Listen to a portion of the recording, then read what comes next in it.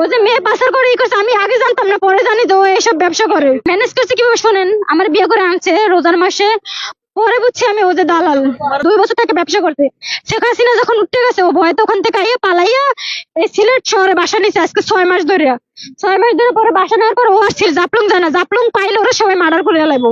ওই মোবাইলে দেখেন বেনাপোল ডি একটা দালাল আছে, বেনাপোলের দালাল, ওইটা ওর মোবাইলের নাম্বার ও কিভাবে সংযোগ করছে, ওরা মাইয়া দেয়, ও এদিকে মাইয়া কানেক্ট করে ডাইরেক্ট জাপলং পাড়াইয়া জাপলং ওর লোক আছে, লোক মায়াবী ঝর্ণা আছে না, ওখান থেকে লোক উড়ে উপরে উড়াইয়া ওর ওখানে ড্রাইভার সেটিং করা আছে, মানে যখন বিএসএফ সরে যায় টুস করে লোক উড়ে পর ও ডাইরেক্ট শিলং লয়ে যায়। ওর শিলং আবার গুয়াহাটিতে গাড়ি আসে, গাড়ি আসার পরে পরে গুয়াহাটি নিয়ে যায়, নেওয়ার পরে ও টিকিট তারপরে ট্রেনের সবকিছু ওই বেড়াই, মানে যে গুয়াহাটির ওই যে সাইদুল, ওর মোবাইলে নাম্বার আছে সাইদুল, ওই আর কি সবকিছু টিকিট টিকিট সব ম্যানেজ করে দেয়। আমার বলতেছে নিপা তোমার তো আমি কাগজপাতি বানাই দিচ্ছি, তুমি আমার সব লোক মানে আছে লোক আছে, তুমি ওখানে ইন্ডিয়া যাও, আমি তোমার পার করে দিই, তুমি পাসপোর্টটা বানাইয়া তুমি দেশে আয়ো, দেশে আইলে মনে করো আমি তোমারে আমি ইউরোপ চলে যাবো, ইউরোপ চলে যাওয়ার পর আমি তোমারে আমি যাবো, তুমি ইন্ডিয়া আসবা পাসপোর্ট করে আসবা, দেশে আসবা, তোমার পাসপোর্ট ওকে হয়ে যাবে, যে লোক আছে ওই লোক আমার সব বানাই দিব।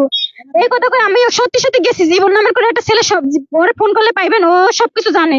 ওরা আমার বলে ভাবি আপনি কেন ইন্ডিয়া যাইতেছেন, আপনারা তো সাব্বির ভাই ইন্ডিয়া পাঠাবার কোনো প্রয়োজন নাই। আমি কই ভাই এরকম এরকম, পরে কইছে পর আমি গেছি, পরে ওর যে গাড়ির ড্রাইভার সাইদুল কইতাছে তুমি বোম্বাই যাইতেছো কি লাগা, কারণ ওই লোক তো জানে অনেক নারী ওখানে যায় আকাম করে, তো আমার বলতেছে তুমি বোম্বাই যাইতে গেছো কি লাগা, কইছে আমার একটা দরকার আছে।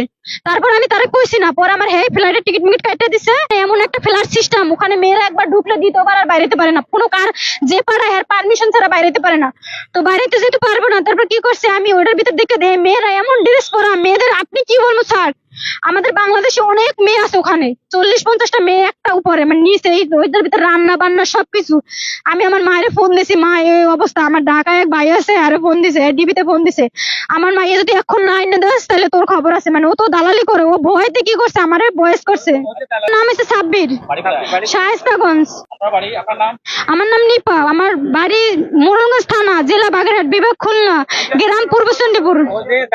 হ্যাঁ পরে বুঝছি আমি ও যে দালাল, ওর মাধ্যমে আমি গেছি ইন্ডিয়া। উনি ছিল, ও মানে ও ছিল, ও যাওয়ার আগে মানে আমার নিচে, পরে আমার কাগজপাতি বানাই দিছে, ওর কাগজপাতি আছে সব প্রমাণ আছে স্যার। আমি ওর লগে সংসারই করতে চাইছি, কিন্তু ও আমার পাচার করে দিছিল। আমি এখন চাইতে ও আমার যদি দোষ হয় আমি আমার আইন আমার শাস্তি দেবো, আর ওর যদি দোষ হয় আমি আইনের কাছে ও আর একটা বিচার চাচ্ছি। আর একটা মাইয়ারে ও বিয়ে করছে বুঝছেন, মিষ্টি করে নামে, এই মেয়ের সাথে আমি কথা বলাই দিই, এই মেয়ের নিয়ে 3 মাস জাপলং ছিল বুঝছেন, এই মেয়ে কিন্তু রেন্ডি পাড়ায় আছে, এই মেয়ের রেন্ডি পাড়ায় আছে বর্তমানে। হ্যাঁ 6 মাস, হ্যাঁ ও 6 মাস ছিল, আমরা গার্মেন্টসে কাজ করছি। হ্যাঁ গার্মেন্টসে ওখানে কাজ করি। না না স্যার আমার কোনো আকাম কুকাম পারে না, ও পরে মানে ইন্ডিয়া তার পরে ওই যে দেখছে না জায়গা, ওই জায়গা পাওয়ার পর ওর মাথায় খাটছে যে এদের মানে ও দালালি করতে পারবে, ওর নলেজে সবই করে আজকে 3 বছর ধরে দালালি করতে আছে, ব্যবসা করতে আছে।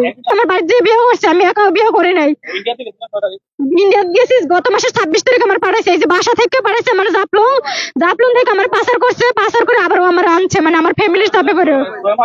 এর আগে ও ছিল, ওর আগে ফার্স্ট ও দালালি করার আগে ওর আধার কার্ড আছে, প্যান কার্ড আছে, ও গেছে।